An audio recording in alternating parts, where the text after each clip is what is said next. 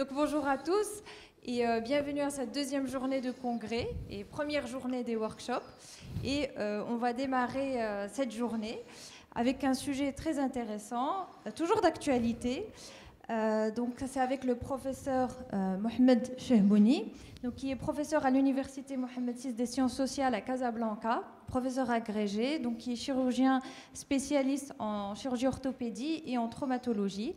C'est un honneur pour nous de vous avoir parmi nous aujourd'hui. Et sans tarder, donc, nous allons commencer par une conduite à tenir, donc devant une hanche douloureuse non traumatique. Donc bienvenue à tout le monde. À vous la parole, professeur. Merci beaucoup. Donc, rebonjour. Donc, marhaba bikoum. Et c'est toujours un honneur pour moi d'être parmi vous pour échanger et surtout pour discuter tout ce qui est thématique de traumatologie orthopédie. Je ne suis pas ici pour vous enseigner la pathologie de la hanche, mais surtout vous présenter des cas cliniques les plus fréquents et des cas cliniques qu'il ne faut pas rater. Donc, c'est plutôt un atelier, donc il y aura un échange. Donc, si vous avez des questions, vous pouvez les poser, il n'y a pas de problème. Donc, la première partie, c'est des cas cliniques. Et après, on va faire un résumé, comment faire une conduite à tenir devant une hanche douloureuse, avec, sur forme de schéma. Donc, avant de commencer, j'aimerais bien vous poser une question. Est-ce que vous voyez beaucoup de patients qui ont cette pathologie de la hanche, douleur de la hanche? C'est-à-dire, selon l'âge, les tranches d'âge, les enfants, les adultes, les sujets âgés, post-traumatiques, non traumatiques. Très bien. Et c'est-à-dire, vous avez de la radiologie standard chez vous au cabinet? Non. La plupart du temps, vous demandez des radios, des IRM, des scanners en premier, que des radios simples. Très bien. Et c'est quelle pathologie la plus fréquente que vous rencontrez lors de votre pratique? L'arthrose. Très bien. Okay. Donc, on va commencer. Donc, je dois respecter le temps de la conférence, c'est 45 minutes, n'est-ce pas? Donc, on va commencer par la première cas clinique. Donc, vous avez un homme, 72 ans, qui présente depuis 2 ans des douleurs mécaniques de la hanche gauche, avec une douleur de plaie de laine gauche. Il a une difficulté de mettre les chaussures, les chaussettes. À l'examen clinique, vous trouvez une limitation de la flexion et de la rotation interne. Donc, qu'est-ce que vous allez faire jusqu'à maintenant? Ça, c'est l'énoncé. Donc, patient 72 ans, douleur mécanique depuis 2 ans, difficulté de mettre les chaussures, donc avant la radio. Oui, l'examen clinique. Vous avez quoi chercher dans l'examen clinique? L'inspection, quoi? Donc, pour tous les cas cliniques, il faut respecter un examen clinique, bien sûr, standard. L'inspection, toujours le morphotype du patient. Est-ce que c'est un patient qui est angino-varome, angino-valgome? Est-ce qu'il y a une asymétrie de leur position debout? Est-ce qu'il y a un flessum de la hanche? Est-ce qu'il y a une amyotrophie des quadriceps? Ça, c'est à l'inspection. Deuxième partie, c'est la palpation, bien sûr. Il faut toujours palper tous les points osseux de la hanche, c'est-à-dire au niveau du pli de gaine, au niveau des épines iliaques et au niveau des ischions et le pubis, avant de passer bien sûr, à mesurer les amplitudes articulaires. Ça, c'est l'examen standard. Donc, quel est l'examen que vous demandez en premier temps? Quel examen? La radio, quelle radio? Radio simple de la hanche, gauche, face, bassin ou hanche? Bassin. Tout le bassin. Ah. Donc, pour ce patient, vous traitez directement sans faire radio? Ça fait 2 ans, c'est une douleur mécanique. Est-ce qu'il faut aller chercher un petit peu dans l'interrogatoire ou non, à votre avis? Vous allez chercher quoi? Traumatisme, effectivement, sujet âgé, oui. Pathologie chronique, oui. Oui, très bien. Oui, très bien. 72 ans. Aussi. Est-ce qu'il y a des cancers aussi? Prostate, tout ce qui est des tumeurs ostéophiles. Prostate, poumon, rein, thyroïde aussi. Donc, on fait la radio bassin plus hanche gauche, face et profil. Toujours le profil, il a un grand intérêt dans l'approche diagnostique des douleurs de la hanche. Donc, voilà. Qu'est-ce que vous observez? Qu'est-ce que vous remarquez sur la radio?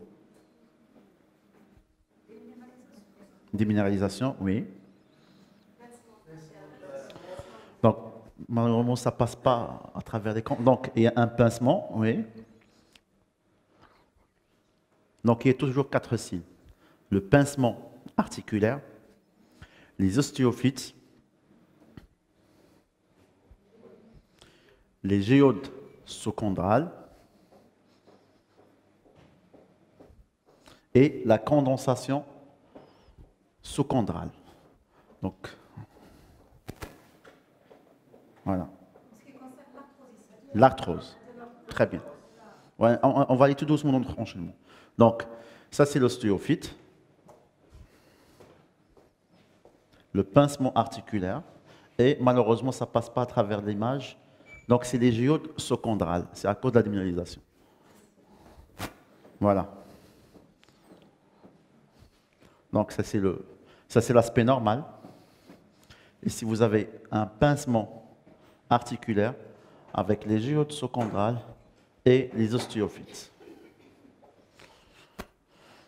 Qu'est-ce que vous allez faire après pour ce patient?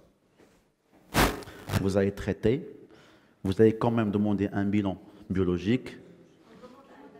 Pourquoi?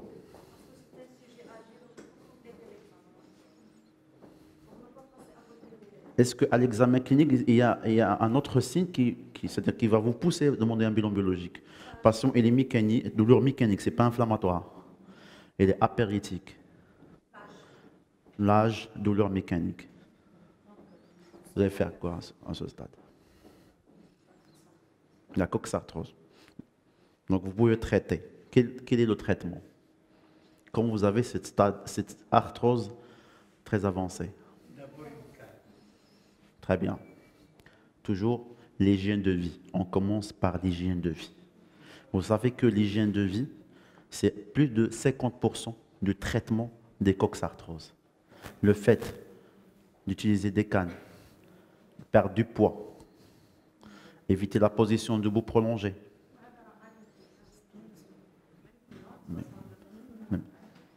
On opère maintenant des gens à 80, 85, 90 ans. Donc l'hygiène de vie, perdre du poids. Bien sûr, traitement antalgique, traitement arthrosique. Mais quand vous, à ce stade-là, quand vous avez un pincement articulaire, avec des géodes, avec ostéophytes, c'est la chirurgie. C'est la chirurgie. C'est stade très avancé. Ça ne sert à rien. C'est une prothèse. Ouais, aucun effet. Même les infiltrations, il faut les éviter, s'il vous plaît. Il faut les éviter, les infiltrations. Donc, à ce stade-là, c'est un traitement chirurgical. C'est une prothèse totale de la hanche, parce qu'il a 72 ans. Hein. Avant 60 ans, parce que pourquoi c'est à partir de 65 ans qu'on commence, c'est-à-dire qu'on opère. Parce que la longévité de la prothèse, le maximum, c'est 10 ans.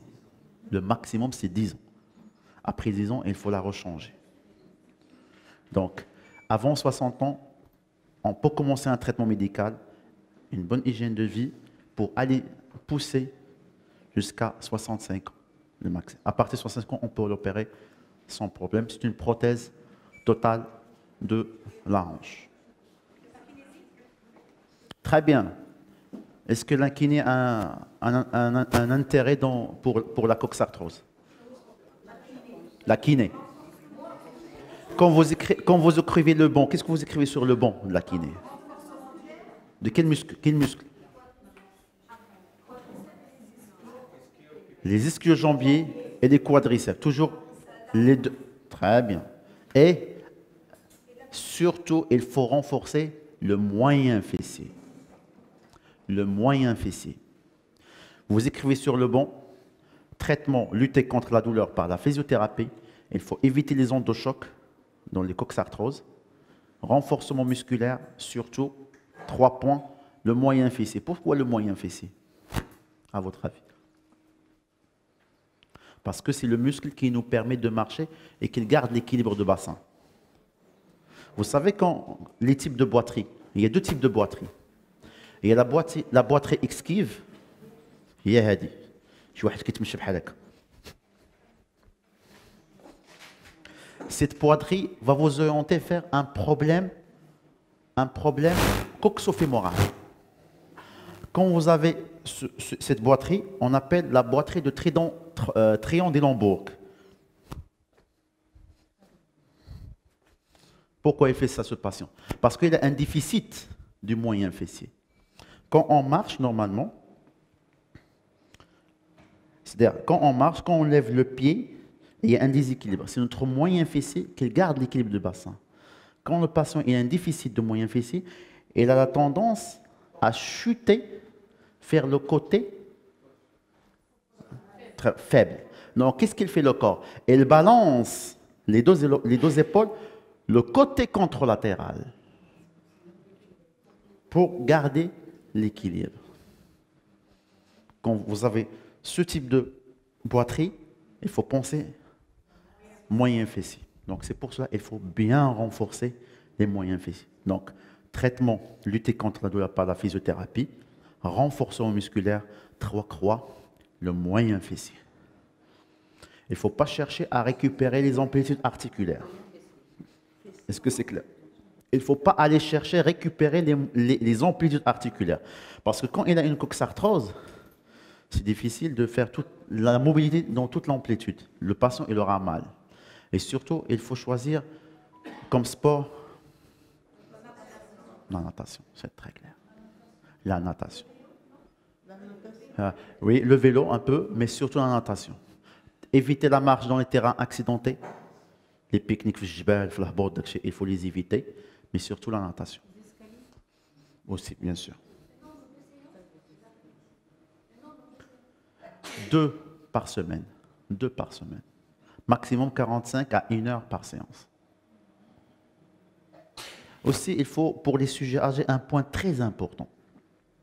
Quand ils consultent chez vous, il faut toujours aller chercher, c'est-à-dire un trouble visuel, des vertiges, parce que la première cause des fractures du col, c'est des chutes. C'est des chutes traumatiques, c'est-à-dire de sa hauteur. Ce n'est pas une chute, ce n'est pas un traumatisme de haute énergie. Et on a fait une enquête, la plupart des gens, c'est le fajr, c'est le fajr et le maghrib, le soir. La vision.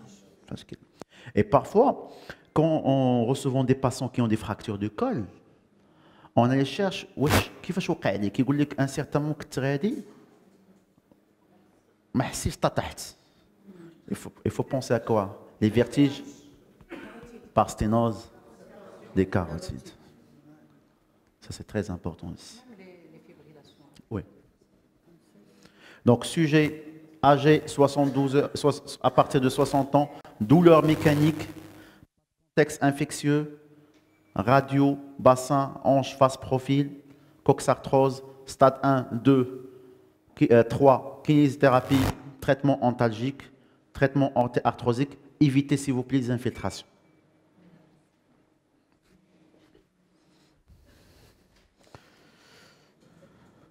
Deuxième cas.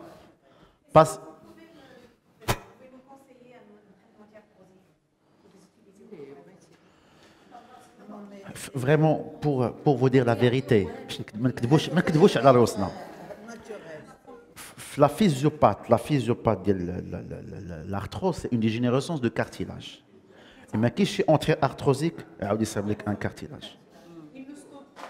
Et il stoppe le processus. Mais vraiment, un anti-arthrosique qui va remplacer le cartilage, McKinch.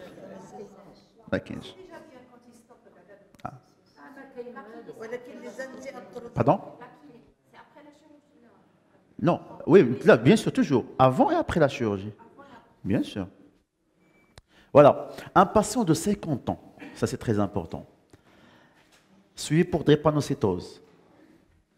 Il est apérétique, il consulte pour douleur de la hanche de la hanche, augmentation progressive depuis 3 ans, l'examen clinique, limitation de la flexion et la rotation interne de la hanche. Le bilan biologique normal. C'est-à-dire ostéonécrose, oui. ما كانش معايا البارح ما فاش صيفط لك كلينيك ما كانش معايا باش ما نكذبش. Pourquoi vous pensez en ostéonécrose? Très bien. Ostéonécrose aseptique, la tête fémorale et oscillage. Pourquoi l'ostéonécrose? Pourquoi la drépanocytose entraîne l'ostéonécrose? Bien sûr, parce qu'ils se déforment, ils ont cette forme falciforme. Bien sûr, ils vont obstruer les vaisseaux, les petites artères de la tête fémorale. Donc, le risque, c'est l'ostéonécrose. Vous avez demandé la radio. Yek. Très bien. Voilà la radio. C'est gauche. Est-ce que vous voyez quelque chose? Normal. Au début, vous avez trouvé la radio normale. Qu'est-ce qu'il faut faire? L'IRM. L'examen du choix. Voilà. Ça, T1, T2, qu'est-ce que vous voyez sur l'IRM? Voilà. Ça, vous avez ce liseré hyposignal. Ça, c'est une zone de nécrose. Voilà. Ça, c'est T2, avec bien sûr l'œdème de la tête fémorale. Voilà. Ça, c'est un stade avancé. En coquille d'œuf, donc ça, malheureusement ça ne passe pas à travers l'écran. Oui, donc vous avez une zone opaque entourée par une zone radio-transparente. Ça c'est un stade avancé. Donc l'ostéonécrose, c'est une pathologie qui est fréquente, surtout chez les sujets jeunes. Les étiologies, vous avez primitive. Dans la majorité des cas, on ne connaît pas la cause. Elle peut être secondaire, soit suite à des traumatismes, par exemple des patients qui ont eu des luxations de hanches, des fractures du col, des fractures de pertroc. Bien sûr, ils vont entraîner des nécroses de la tête. La prise des corticoïdes, facteur favorisant. L'alcool, facteur favorisant. Les pathologies comme les maladies qui sont hyperbares, les plongeurs. Oui. Il y a une cause d'ostéonécrose. Et bien sûr, post-radiothérapie, chimiothérapie et aussi dans l'hypertriglycéride. Donc, un patient entre 25 ans à 50 ans, douleur mécanique de la hanche, avec une limitation de la flexion, rotation interne de la hanche, pensez en ostéonécrose. Oui, monsieur. C'est un facteur, parce que c'est un facteur favorisant. Vous savez pourquoi? C'est dans la pathologie des plaques latérales. Ça favorise l'implantation des plaques latérales, parce que la physiopathe de l'ostéonécrose, c'est l'obstruction des artérioles de la tête fémorale. Tout facteur qui va entraîner cette obstruction, que ce soit l'alcool, la triglycéride, les corticoïdes, entraîne une ostéonécrose.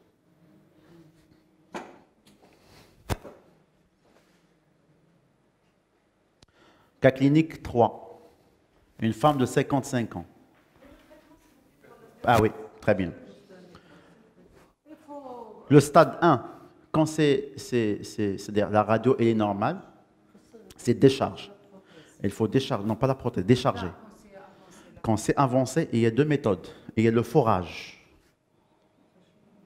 Bon, le forage, c'est quoi? Le forage, on met bien sûr des canules ici au niveau du col du fémur jusqu'à la zone nécrosée. Et on va injecter un greffon osseux. Donc, on essaye de combler, parce que c'est une situation qui est nécrosée. Donc mita. Donc on essaie de la remplacer par du greffon osseux. C'est-à-dire greffon spongieux, pas cortical, spongieux. Donc à partir des tréphines, on va faire des tunnels le long du col du fémur allant du grand trochanter. Le grand trochanter, des tréphines à peu près de 0,5 jusqu'à même 0,8 cm et on greffe de l'os spongieux. À partir de la crête, on prend de la crête iliaque ou bien de substitut osseux. Mais généralement, on prend de la crête iliaque. Ah, ça dépend du stade. Stade 1, c'est-à-dire le diagnostic il est fait par l'IRM, sur la radiologie est normale, ça peut régénérer. Mais quand il y a l'ostéonécrose, donc c'est dans 40 à 50%. L'essentiel, c'est quoi? L'essentiel de retarder la prothèse. Non, c'est jamais curable comme maladie. Parce que sur plan physiopathe, vous avez toujours le problème de l'obstruction de l'artère. Seulement, il faut retarder l'ostéonécrose complète de la tête fémorale. 45%, ça dépend le stade. Infracline, c'est-à-dire quand vous avez l'ostéonécrose, c'est-à-dire sur la radio, elle est normale. Sur cette radio, elle est normale. La découverte, elle est par l'IRM. Mais quand vous avez une ostéonécrose déjà à la radio, voilà, à ce moment-là, c'est 40 à 50% de risque. Mécanique. Des facteurs de risque. Avec facteurs de risque. D'où le... Bien sûr. Quelqu'un qui suit pour des médicaments, corticoïdes, pardon, alcoolique, post-radiothérapie, chimiothérapie. Non, diabétique, non. Diabète, non. Donc, un traitement, c'est le cas de la douleur, vous demandez d'IRM. Parce que ce qui se passe, la douleur, elle provient quand le patient est en activité, du fait qu'il y a de l'œdème. Une fois que l'œdème disparaît sous anti-inflammatoire, tu caches la douleur. Mais si elle refait la douleur, il faut faire l'IRM. Même pour la classification, il y a une classification, le stade 1, c'est la découverte sur l'IRM. Avant même l'apparition des premiers signes sur la radio. Voilà. Patiente, 55 ans. Douleur de la face latérale de la hanche. Donc, irradiant sur la face latérale de la cuisse, avec difficulté de dormir sur le côté atteint, douleur en montant, descendant les escaliers, pas de douleur à la mobilisation de la hanche, et vous avez une douleur contrariée à l'abduction de la hanche. Quand on demande à la patiente de faire l'abduction,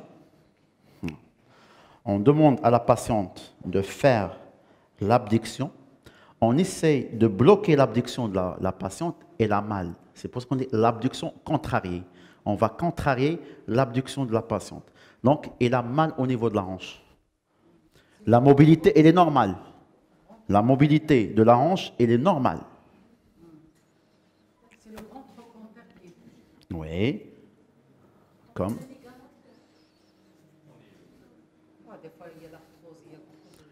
Si vous avez de l'arthrose, vous aurez une limitation de la mobilité de la hanche. Déjà, vous avez pensé à quelque chose qui est périarticulaire, c'est-à-dire, ce n'est pas au niveau de l'articulation coxo-fémorale. Ça peut être quoi?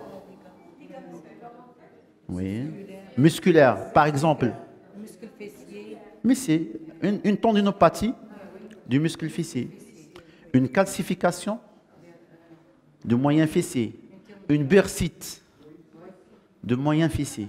Donc, c'est une pathologie qui est périarticulaire. Ce n'est pas au niveau de l'articulation. Donc, il faut faire deux choses. Quand vous avez une douleur de la hanche avec mobilité conservée, ce n'est pas l'articulation coxo-fémorale. Quand vous avez une douleur de la hanche avec limitation de la mobilité, c'est la coxo-fémorale. Déjà, les terroirs, un terroir. Douleur, sans limitation de la mobilité, c'est l'environnement de l'articulation. Douleur avec limitation de la mobilité, c'est l'articulation coxo-fémorale. Très bien. Vous demandez la radio, bien sûr. Qu'est-ce que vous voyez sur la radio? C'est une calcification. Calcification du tendon moyen fessé.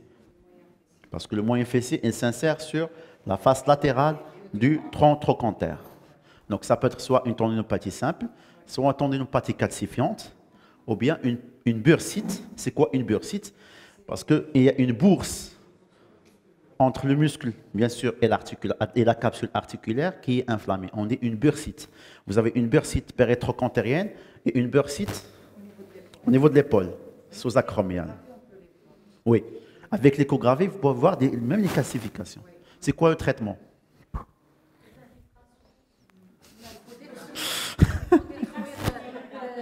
Ah bon? C'est des infiltrations. C'est très allège. Est-ce que l'infiltration va régler le problème? Parce que déjà dans les calcifications, il faut pas au début, mais même dans les calcifications, il y a des stades A, B, C, D. Ça dépend. Donc on commence par le plus simple. Traitement antalgique, anti-inflammatoire et la rééducation. Quel type de rééducation? Les ondes de choc, très bien. Les ondes de choc. Les ondes de choc. Les ondes de choc, c'est démontré qu'ils ont un grand intérêt dans les tendinopathies calcifiantes, que ce soit au niveau du bassin ou au niveau de l'épaule. Oui. Est-ce que vous avez infiltré? Qui infiltre parmi vous? Ah.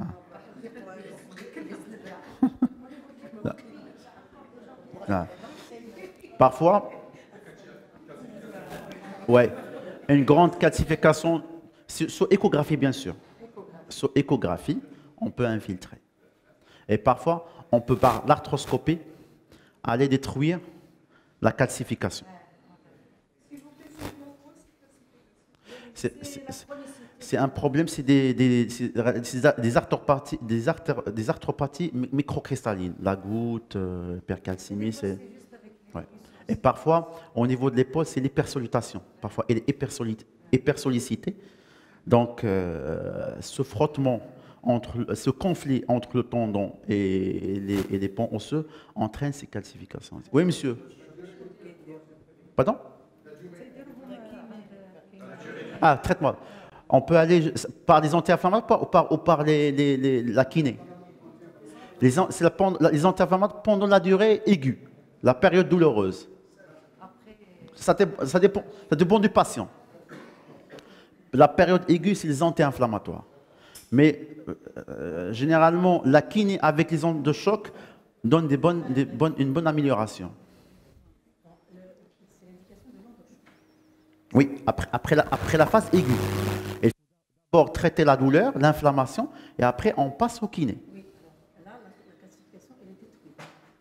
Alors, les micros... Elle se résout toute seule. Elle se résout toute seule. Parce qu'elle est molle. Elle se résout toute seule. Parfois, les radios, pour l'épaule, surtout pour l'épaule, on programme les patients pour opérer pour des calcifications, sous arthroscopie. Et on fait toujours la radio la veille de l'intervention. Ça dépend du type de classification. ماشي بالضروره تبقى عندك. لا monsieur s'il vous plaît, il faut faire la part des choses parce que c'est pas des classifications. Par exemple, quelques... C'est pas c'est pas la même chose. Ouais. Donc pour les tendinopathies généralement, il faut cliniquement il y a trois signes. La palpation, c'est-à-dire quand vous palpez les points d'insertion des muscles, vous avez mal. Quand vous faites les mouvements contrariés, par exemple, nous avons le moyen fessier, il fait quoi? Il fait l'abduction. Vous êtes d'accord? On va contrarier le mouvement de l'abduction et la mal. Les ischio-jambiers, ils font quel mouvement? L'extension. On va contrarier le mouvement de l'extension et la malle au niveau du point d'insertion, au niveau des ischions. Le quadriceps, mais c'est rare, surtout le psoas. Parfois, vous avez les ténosynovites de psoas. Le psoas, elle fait quel mouvement? La flexion de la hanche. La flexion de la hanche. Et bien sûr, la radiographie standard, vous allez voir des calcifications ou bien par échographie. Voilà. Qu'est-ce que vous voyez sur la radio?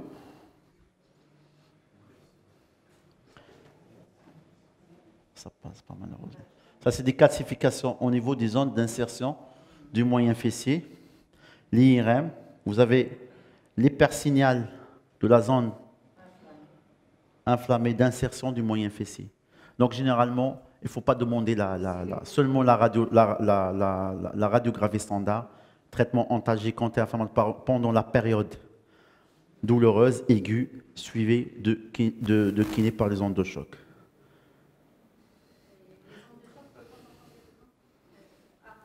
Oui, séances, 2 séances par semaine.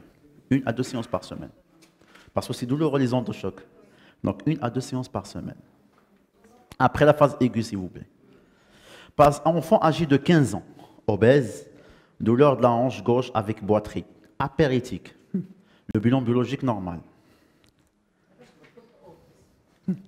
C'est ça. Là, il a 15 ans. Hein? Ouais. C'est une pathologie qui est très fréquente chez les adolescents, surtout la phase pubertaire et surtout chez les enfants obèses. Boiterie, douleur de la hanche, apéritique, bilan normal. CRP normal, coché normal. Vous avez demandé des radios, bien sûr. Tout à fait normal. Voilà.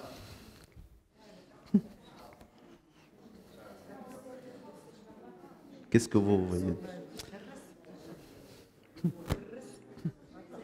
Qu'est-ce que vous voyez sur la radio? C'est gauche. Oui, vous êtes d'accord? C'est un adolescent. Il a encore le cartilage de croissance. Mais il y a un déplacement. Et déplacement de quoi? Un déplacement de l'os du fémur. Oui, de la tête fémorale. Très bien. Ça, c'est le cartilage de croissance. Vous êtes d'accord? Donc, c'est le glissement de l'épiphyse. C'est l'épiphysiolyse. L'épiphysiolyse. Et malheureusement, jusqu'à maintenant, on rate cette pathologie. S'il vous plaît, adolescent, douleur avec boiterie, surtout un enfant qui est obèse, pensez à l'épiphysiolyse. Demandez la radio, c'est très simple. Vous tracez une ligne droite sur le bord supérieur du col du fémur. Normalement, il doit passer par le 1/3 de la tête fémorale. C'est comme le côté droit. Voilà. On trace une ligne droite et traverse le 1/3 de la tête fémorale. Ici, il y a un glissement. Normalement, c'est un glissement antéro-inférieur de la métaphyse sur le de l'épiphyse sur le cartilage de croissance. Qu'est-ce qu'il faut faire? C'est chirurgical. Non, on ne la réduit pas. On allait fixer par 2 vis. On met 2 vis pour fixer la tête fémorale, pour éviter le glissement. Maintenant, la question qui se pose, est-ce qu'il faut fixer le contralatéral ou non? Il y a 2 écoles. Il y a des gens qui fixent et il y a des gens qui ne fixent pas. Il y a deux écoles. Il n'y a pas vraiment un consensus. Il y a des gens qui fixent le côté contralatéral pour la prévention, le risque, et bien, il y a des gens qui ne fixent pas. Généralement, personnellement, je fixe les deux. Tranquille. Là, tranquillement. Là, personnellement, c'est ça mon attitude. Les WC passent après 2 jusqu'à 3 ans. C'est quoi le risque ici? C'est l'ostéonécrose. C'est l'ostéonécrose. L'ostéonécrose, le problème, c'est qu'elle a un enfant qui a 15 ans. Donc, on ne peut pas faire une prothèse de la hanche à 20 ans. Vous êtes d'accord? Pas à cause de la croissance, mais surtout, on va la changer, il faut la changer chaque 10 ans. Oui, monsieur, je vous écoute. Non, ce n'est pas obligatoire obèse, mais c'est parmi les facteurs de risque. C'est les facteurs de risque, mais c'est pas obligatoire. Donc, quel que soit un enfant, l'âge d'adolescence, boiterie, douleur mécanique avec boiterie, la radio, pensez à une épiphysiolyse. Un enfant de 3 à 8 ans, vous pensez à quoi? Douleur de la hanche, boiterie. Rhume, très bien. Vous avez trouvé qu'il est un peu fébrile. Le bilan biologique, vous pouvez le trouver normal. La radio normale. Pensez. Okay. Très bien. Oui, monsieur. Rien du tout. Oui. Donc, un enfant 2 à 3 ans, douleur de la hanche. 2-3 ans, l'enfant ma كيهضرش. Il pleure quand فاش كتبدل لي ماما les couches qui روت كيبغي كيفكر pardon. Pensez, et quoi d'autre? Bilan biologique, une arthrite. C'est très fréquent. Selon les tranches d'âge, 2 à 3, jusqu'à la naissance à 3 ans, c'est sous les arthrites. 2, 8 ans, rhume de la hanche. 15 ans, épiphysiolyse. C'est traitement antalgique, c'est tout. Et décharge. Il faut traiter et décharger. Non, j'ai encore le temps. Les rhumes de la hanche, c'est une pathologie infectieuse. C'est une pathologie infectieuse qui survient surtout. La cause, c'est-à-dire c'est viral, oui. La cause entre vraiment la douleur et l'infection, c'est pas identifié. Donc, et la tranche d'âge, c'est de 3 à 8 ans. C'est cette tranche d'âge. C'est quand vous avez la radio normale, bilan biologique, hein? L'échographie, la hanche, c'est surtout pour identifier un épanchement. Entre quoi? Rhume et épiphysiolyse. Déjà la radio. La radio. Quand vous faites la radio, vous avez un glissement de l'épiphyse sur le cartilage de croissance. Le rhume, la radio est normale. La radio normale, la radio. La radio normale, vous trouvez un épisode infectieux. Faites le temps. Patient âgé de 70 ans. C'est l'antalgique, traitement antalgique et déchargé. Oui. L'épiphysiologie, c'est la fixation, traitement chirurgical. Béquille. Patient âgé de 70 ans, antécédent cancer de prostate traité, douleur de la hanche gauche, pas de raideur ni douleur à la mobilisation de la hanche. Vous avez demandé. Voilà. Qu'est-ce que vous voyez sur la radio? Voilà. Une image ostéolytique du grand trochanter. Les patients qui ont des antécédents, des cancers, surtout les cancers ostéophiles, oui, pensez à la métastase, s'il vous plaît. Pensez à la métastase. Et parfois, on découvre des tumeurs après des chutes, après des fractures sur des os pathologiques. On appelle fractures pathologiques. Sur des fractures sur des métastases. Et on fait, c'est-à-dire, on va remonter en haut. C'est-à-dire, mais malheureusement, quand vous avez des métastases, c'est stade dépassé. Vous savez. Et il faut les opérer. Hein. Il faut les opérer. Pourquoi? Pour ce patient, pourquoi il faut l'opérer? Il faut le fixer, mettre vis. Pourquoi? Non. Pourquoi? Pour éviter la fracture. Parce que c'est un os pathologique. On fait une biopsie et bien sûr ostéosynthèse pour éviter la fracture. Patient sportif. Douleur à la palpation de l'ischio gauche. Patient, douleur à la palpation de l'ischio gauche. Douleur à l'extension active de la hanche gauche. Quand on fait l'extension de la hanche, elle a mal. Pas de raideur. Mobilité indolore de la hanche. Elle est apéritique. Apéritique. Pensez à quoi? Alex, si on vous palpez, elle a mal. Hein? Une tendinite, quoi d'autre? Oui, dans des nœuds, et apophysite. Vous connaissez apophysite? L'apophysite, c'est le décollement de l'insertion du tendon de l'ischio-jambier. Vous faites la radio, aïe. Vous avez un décollement supériorité de l'ischio. C'est pour les sportifs. C'est très fréquent. Tous les zones, même ici, vous voyez, l'épine iliaque antéro-supérieure. C'est le muscle sartorius. Ici, au niveau le pubis, au niveau de la symphyse pubienne, c'est le muscle gracilis. C'est surtout, il faut penser toujours, c'est les sportifs, douleur au niveau des insertions tendineuses, à part les tendinites et les tendinopathies, les apophysites. Les apophysites. Et même chez les enfants. Parce que maintenant, donc on pousse les enfants bzef le sport. C'est ça le problème maintenant. Avant, notre génération, qui l'a pour le plaisir, d'abord les cours madrasa, les cours. Donc on commence à voir ces problèmes des tendinopathies ou bien des apophysites chez les enfants. Le traitement, c'est traitement antalgique, bien sûr, déchargé par des béquilles et le repos. Il n'y a pas de traitement chirurgical. Pendant au moins 3 semaines minimum. Et bien sûr, glaçage. Là, glaçage. Cas clinique 7. Patient sportif. Douleur de hanche gauche avec boiterie.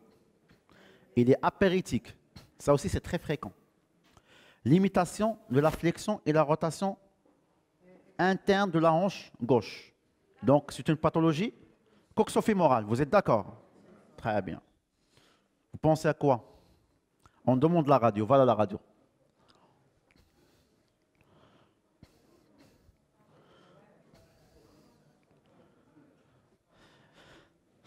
Regardez la tête. Normalement, la tête, elle est sphérique. Mais malheureusement, ça ne passe pas. Normalement, elle est sphérique. Mais normalement, à ce niveau-là, il y a un conflit entre le cotyle et la tête fémorale. Parce que la tête n'est pas complètement sphérique. Qu'est-ce qu'on a sphérique? J'ai le col. Qu'est-ce qu'on appelle une ostéophyte? Il est arrondi. C'est ce qu'on appelle le conflit entre le cotyle et la tête fémorale. C'est très fréquent chez le sportif. Il me sait qu'il y a de la douleur. Généralement, voilà. Non, pardon. Il me sait qu'il y a de la douleur. Généralement, à la fin de l'exercice. À la fin de l'exercice. Est-ce que c'est clair? Donc, pensez toujours à ça, surtout les... Voilà. Conflit. Donc,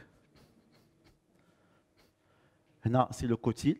Normalement, le cotyle, il est entouré par le bourrelet. Vous savez qu'il est le cotyle et qu'il est le bourrelet pour agrandir la profondeur du cotyle. Parce que le volume de la tête, il est plus grand que la profondeur du cotyle. Donc, quand on fait la flexion-extension, vous avez un conflit entre le bourrelet et le col fémoral. Ça, c'est congénital. C'est congénital. Ah. Généralement, ce traitement, c'est la rééducation, mais généralement, c'est chirurgical. Sous arthroscopie. Comme je l'arthroscope, on essaie de fraiser cette partie. Sous arthroscopie. On la fraise pour, bien sûr, enlever ce conflit entre le bourrelet et la tête et le col fémoral. Ouais, toujours la douleur après, à la fin du sport. Non, c'est à la fin. Non, à la fin du sport. Mais c'est contraignant parce que la douleur après le sport chaque fois, chez le sportif, ça leur gêne énormément. C'est bon? Oui, sous arthroscopie. Parce que sous arthroscopie, donc le patient est décubitus latéral, on fait une voie antérieure et une voie externe. L'arthroscopie, bien sûr, comme on fraise. On fraise cette partie, vous savez, pour bien sûr avoir la forme normale du col.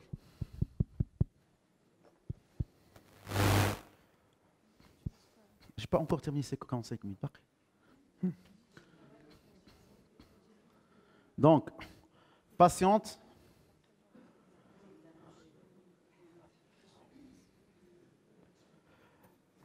Patient sportif, douleur, gauche, boiterie. Limitation de la flexion, rotation externe de la hanche.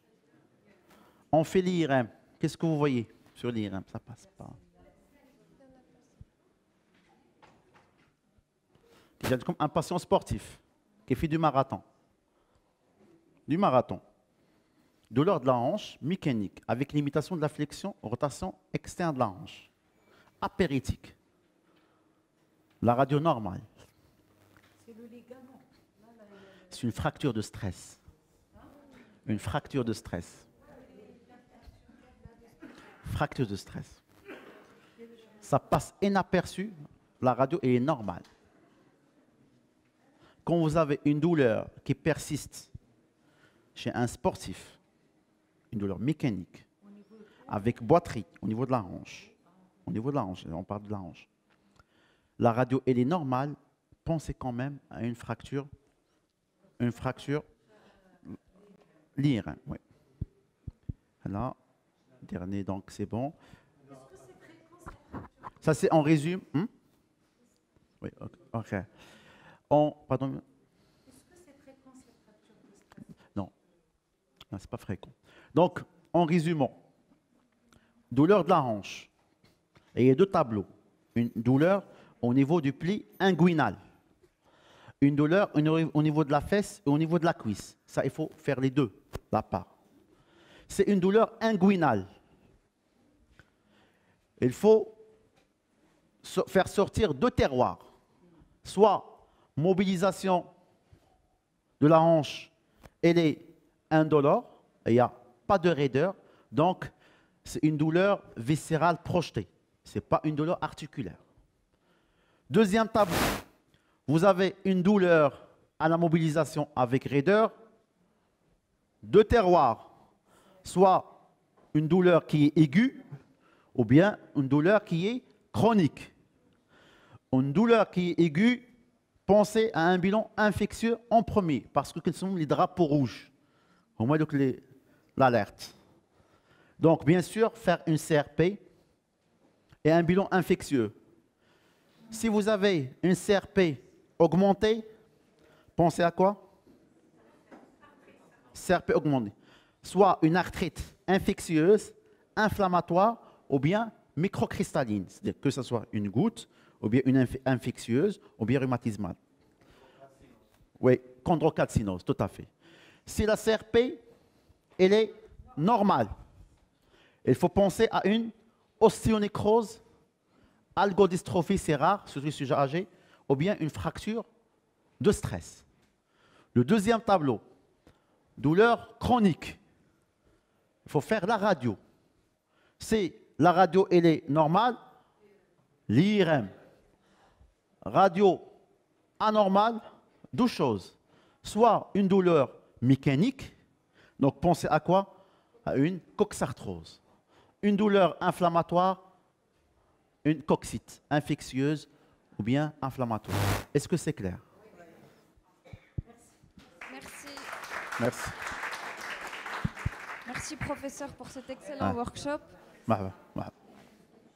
Nous allons clôturer. Donc vous aurez, cette je vais session. envoyer la présentation, le bureau d'ILMG Maroc. Ils peuvent les partager avec vous sans problème. Sur le site. Okay. Merci professeur et merci à tous les participants.